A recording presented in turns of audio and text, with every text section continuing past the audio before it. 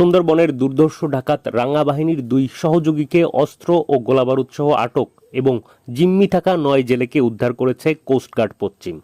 শুক্রবার সকালে কোস্টগার্ড কর্মকর্তা লেফটেন্যান্ট মোহাম্মদ তানবির উদ্দিন জানান, গোপন সংবাদের ভিত্তিতে জানা যায় সুন্দরবনের কুখ্যাত ডাকাত রাঙা বাহিনীর সদস্যরা সুন্দরবনের আদাসগি এলাকায় কিছু জেলেকে জিম্মি করে রেখেছে। প্রাপ্ত তথ্যের ভিত্তিতে আজ ভোর 5টায় কোস্টগার্ড বেস মোংলা কর্তৃক উক্ত এলাকায় একটি বিশেষ অভিযান পরিচালনা করা হয়। অভিযান চলাকালীন সময়ে কোস্টগার্ডের উপস্থিতি টের পেয়ে ডাকাতরা পালানোর চেষ্টা করে।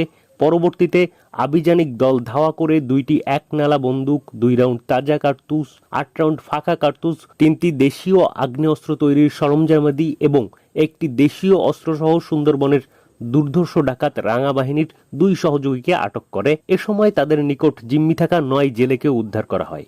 উদ্ধারকৃত জেলেরা জানান, মাছ ও কাঁকড়া ধরার উদ্দেশ্যে সুন্দরবনে গমন করলে গতকাল রাতে রাঙা বাহিনী তাদের আটক করে এবং মুক্তিপণ দাবি করে। উদ্ধারকৃত জেলেরা সকলেই খুলনা এবং দাকুব থানার বাসিন্দা। প্রাথমিক জিজ্ঞাসাবাদে জানা যায়, আটককৃত ডাকাত সহযোগী নাসির মোল্লা এবং মিন্টু সর্দার বাগেরহাট ও খুলনা জেলার বাসিন্দা।